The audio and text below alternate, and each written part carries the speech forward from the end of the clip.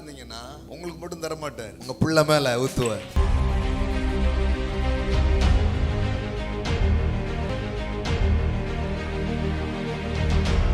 தாகம் உள்ளவன் மேல் தண்ணீரையும் வறண்ட நிலத்தின் மேல்.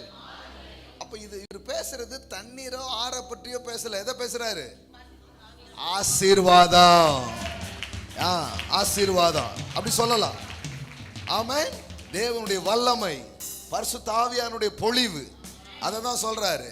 ஊற்றுவேன், எல்லாம் சொல்லுங்க, ஊற்றுவேன் உன் சந்ததியின் மேல் என் ஆவியையும் உன் சந்தானத்தின் மேல் என் ஆசீர்வாதத்தையும்.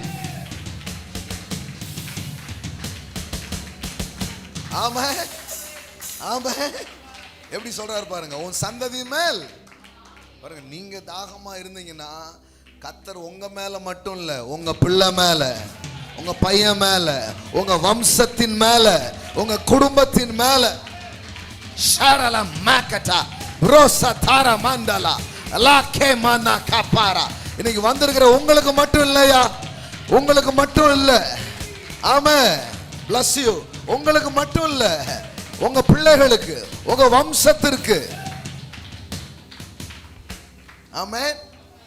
எல்லாம் சொல்லுங்க, ஆசீர்வாதம் என் சந்ததியின் மேல.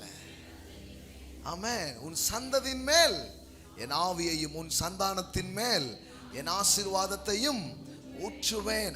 I will pour out my spirit. What a blessings. I will pour out my spirit.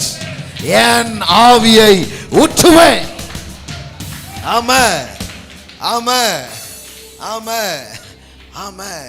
I will pour out my spirit on your offsprings and my blessings on your descendants. Amen.